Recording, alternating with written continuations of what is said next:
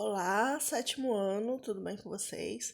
Hoje a gente vai dar início aí à nossa aula de história, nossa primeira aula do capítulo 12, onde a gente vai falar um pouquinho das expansões das fronteiras da colônia portuguesa na América.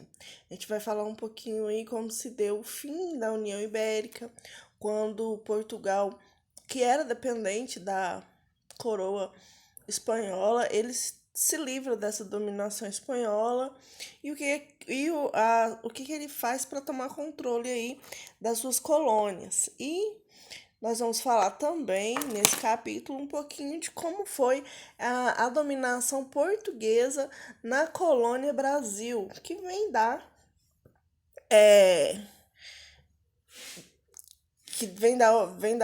das origens aí do nosso país, certo? Então, a União Ibérica, como a gente já viu nos capítulos anteriores, foi um período aí de 60 anos, mais ou menos 60 anos, no qual a coroa espanhola dominou Portugal. Então, Portugal ele devia certa satisfação à coroa da Espanha. Em 1640, perdão, Dom João IV ele assume o trono português. Então, põe fim à dominação espanhola, dando início à dinastia Bragança. E os Braganças são a origem aí do imperador que vai reger o nosso país no período colonial. Nesta época, em que recuperou a autonomia política, Portugal ele se encontrava em situação econômica bastante difícil. Havia perdido muitas colônias no Oriente e também na África. E uma outra coisa que estava acontecendo aí para a situação econômica não estar muito legal é a questão da frota naval portuguesa. Lembra que nós trabalhamos a expansão marítima? Então, as frotas portuguesas elas não estavam em condições muito favoráveis, devido à falta de manutenção e ao confisco das embarcações por parte dos espanhóis. Que é o confisco? É a apreensão forçada de algo que pertence a outra pessoa ou outro país, ou seja, a coroa espanhola confiscava as embarcações dos portugueses. Isso em alto mar. Era o que a literatura gosta de chamar de pirataria. Eles simplesmente tomavam seus navios, suas embarcações. Então, e também, para agravar um pouquinho mais a situação de Portugal, o Nordeste brasileiro, onde o Brasil era a principal colônia de Portugal, esse Nordeste brasileiro, que era a principal região produtora de açúcar, ela continuava sobre o domínio holandês. Então são esses problemas que Portugal vai enfrentar a partir do momento em que ele retoma aí o domínio político das suas colônias. Então, para melhorar essa administração das colônias, em 1642, o governo português criou o Conselho Ultramarino. Esse conselho fazia parte de uma política de renovação administrativa do reino português. A principal função era manter a coroa informada sobre todos os assuntos que diziam respeito à colônia, como, por exemplo, a cobrança dos impostos, a manutenção das fortificações e as condições de povoamento. Também, na tentativa de resolver essa crise, Dom João IV aumentou os tributos e criou as companhias do comércio.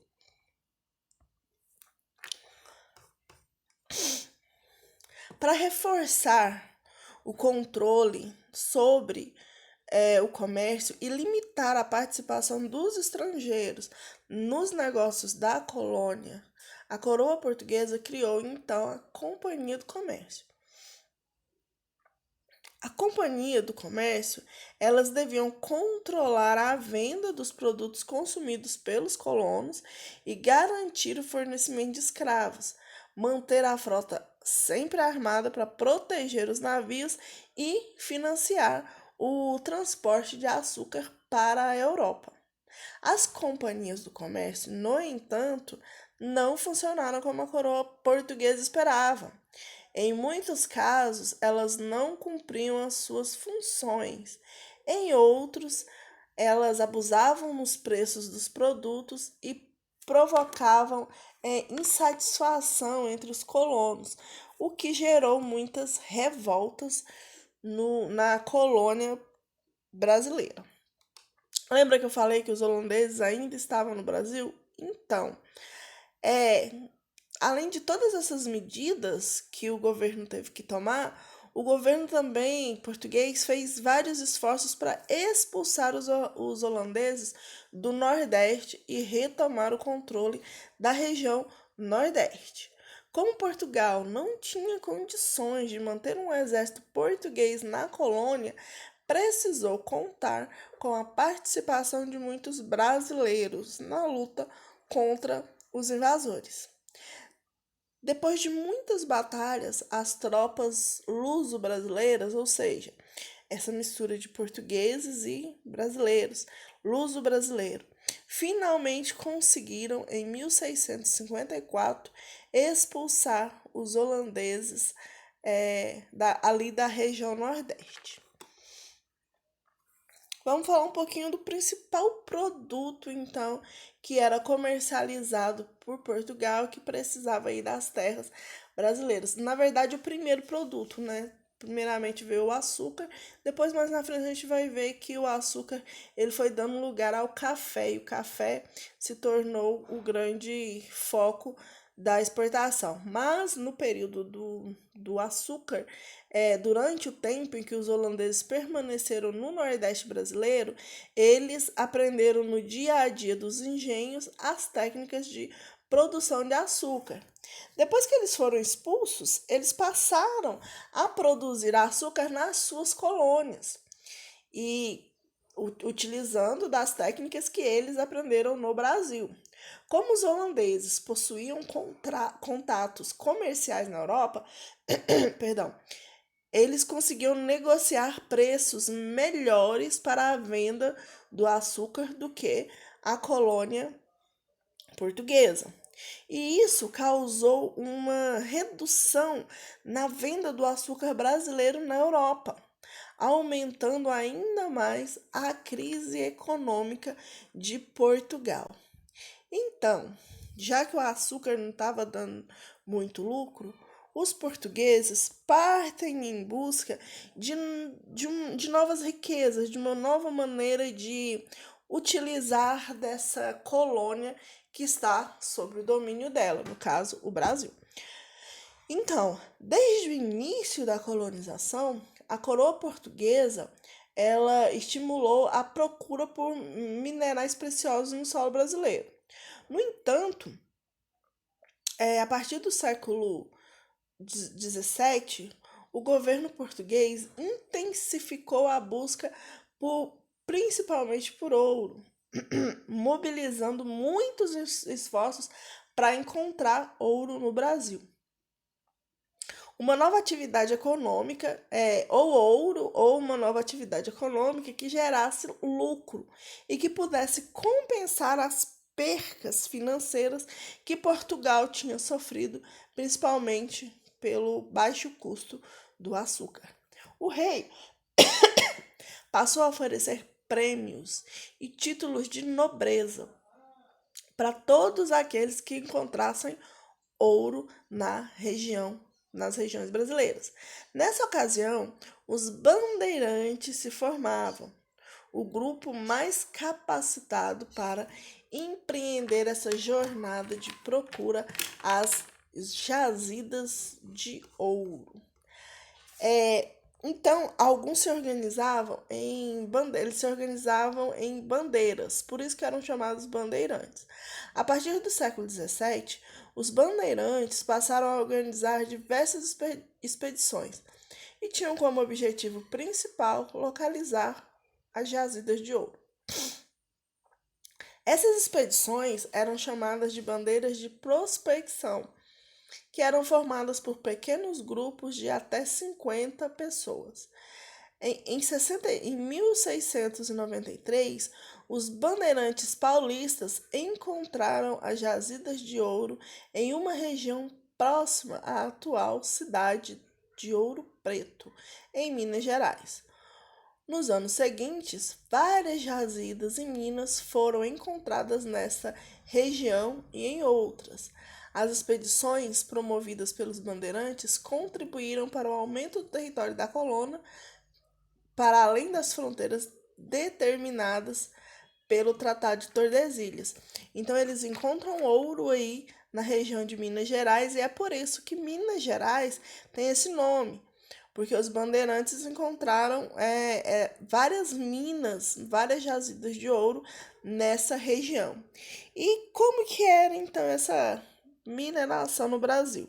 Então, com a descoberta do ouro, teve início aí uma migração em massa de pessoas que moravam ali no litoral para esse interior.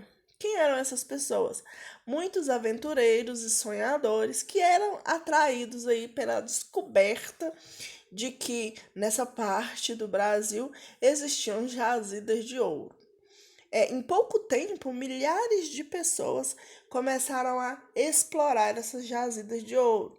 E lembra que o governo português ele incentivava, dando títulos de nobreza? Então, além do ouro que essas pessoas poderiam enriquecer, ainda tinha o fato da coroa dar essa vantagem, porque no período ser um nobre era visto como algo bastante interessante.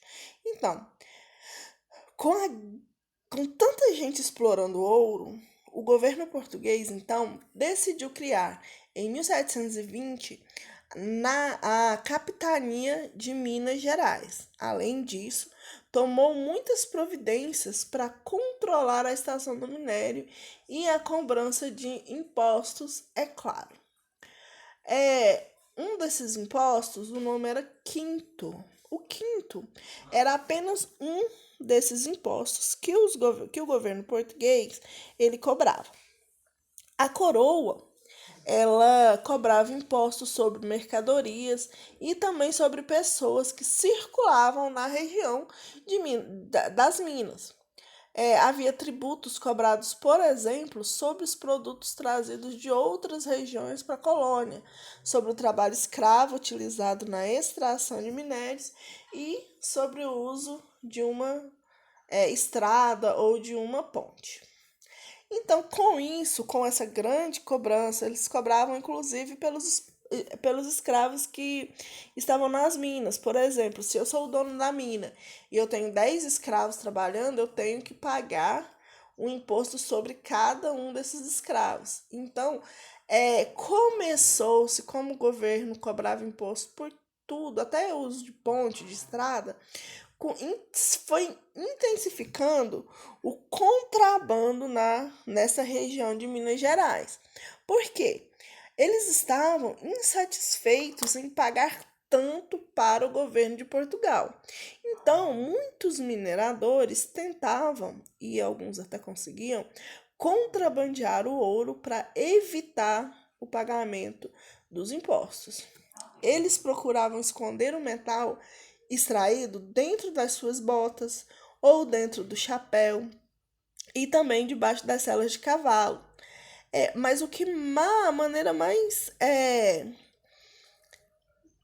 que mais ficou conhecida nessa questão de esconder o ouro era colocá-lo dentro de estatuetas dos santos, que eram feitas de madeira e elas eram ocas por dentro, porque Portugal era um país muito religioso. E era comum as pessoas andarem com santos, porque diziam que era o santo protetor das suas famílias. E trabalhar nas minas era um trabalho perigoso. Então eles se valiam dessa fé para validar o fato de estarem com essas estatuetas. Então, Essas estatuetas ocadas era onde eles escondiam um ouro. Vocês já ouviram a expressão santo do Paoco? Então, essa expressão santo do Paoco, ela vem exatamente desse período de contrabando, que foi um período intenso de contrabando no Brasil, nas minas brasileiras. Por quê? As pessoas, os mineradores, escondiam dentro desses santos o ouro que elas contrabandeavam, fingiam que, não, que tinha minerado, extraído menos do que ela realmente apresentava para a coroa.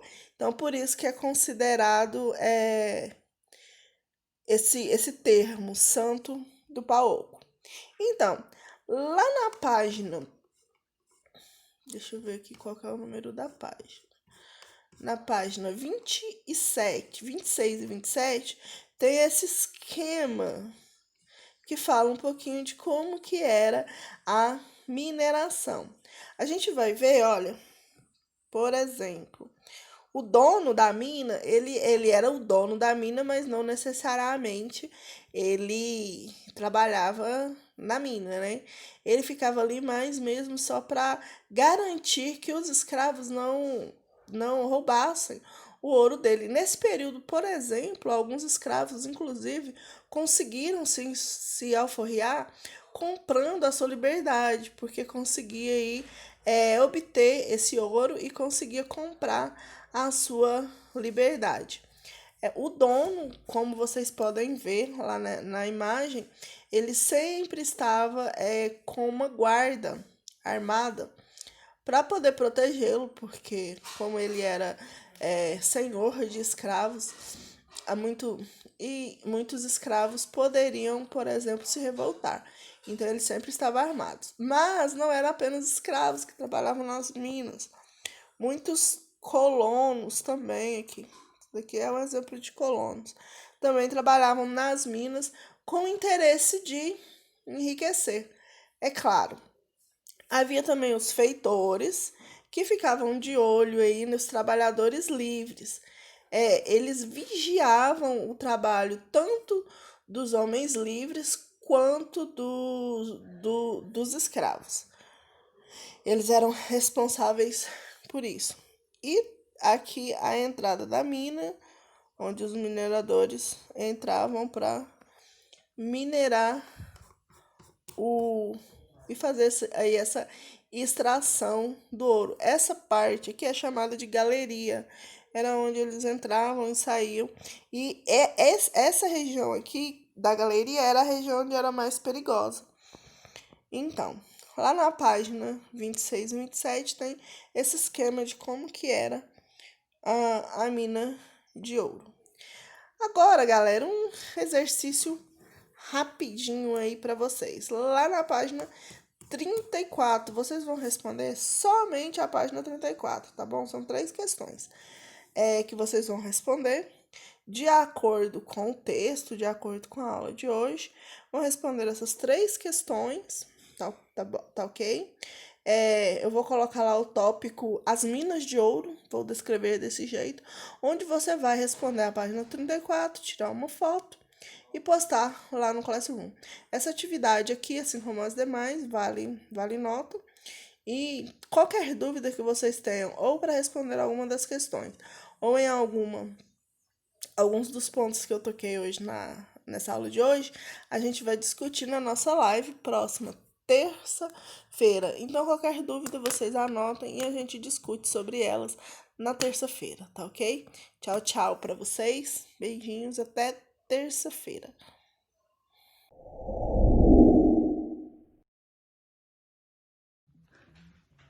Fala aí, galera, beleza? Professor Igor aqui na área mais uma vez. Tudo certo aí com vocês? Todo mundo fazendo as atividades que o professor está propondo, né? Muito bom. Hoje o professor veio propor uma atividade que vai precisar de um pouco de coordenação de vocês, vai precisar de agilidade de vocês, certo? Então eu vim trabalhar esse ponto de vocês. A nossa atividade é bem simples de se fazer, bem tranquila. Nós vamos precisar de um único material e um espaço aberto ou um pouquinho mais amplo. Por exemplo, estou aqui no meu quarto. Ó, uma sacolinha, 2 sacolinhas, 3 sacolinhas. Qual que é o intuito dessa brincadeira? Você jogar uma sacola para cima, jogar a outra e não deixar nenhuma cair no chão, certo? Para que você possa mudar os níveis de acordo com o tempo. Se ficar muito fácil você brincar, você vai adicionando sacolinhas. Qual o método, qual a forma que vai ficar mais fácil? Quanto mais alto você jogar, mais fácil você tem, mais tempo você tem de pegar a outra e jogar para cima, certo? Então eu vou começar só com 2 sacolas para vocês verem como que é. Com 2 vocês vão abrir bem elas para que elas possam pegar o ar, certo? Vocês vão abri-las. Eu vou começar com 2, depois adiciono mais uma. Ó, bem simples. Jogo para cima. E só pode uma das mãos, tá bom? E tem que sempre alternar a sacola. Beleza? Só pode trabalhar uma das mãos. Se ficar fácil com uma das mãos, com as 2 sacolas, troca a mão e faz com a outra mão, certo? Vou fazer o exemplo agora com 3 sacolas com uma das mãos. E aí, por progressão de vocês, se vocês forem melhorando isso, vocês vão adicionando sacolas. O que isso vai ajudar na minha vida, tio? Isso vai ajudar vocês na coordenação, na lateralidade, na agilidade de vocês, raciocínio. Então, as atividades que o tio Igor propõe, que o professor Igor propõe, não são coisas à toa. São coisas que vão ter uma melhoria no dia a dia de vocês, no dia a dia na escola, no dia a dia na sua casa, nas suas atividades que vocês estejam fazendo. Beleza? Vou fazer o exemplo com as 3 aqui. Vou tentar, né? Porque não é fácil. Todo mundo pensa que é fácil, mas não é fácil. Vou abrir as sacolas. Ó, caiu uma lá já. Vamos de novo. Vamos lá. Opa! Ela aqui não é fácil. Ó, caiu uma lá já. Vamos de novo. Vamos lá. Opa! Ela aqui não é fácil.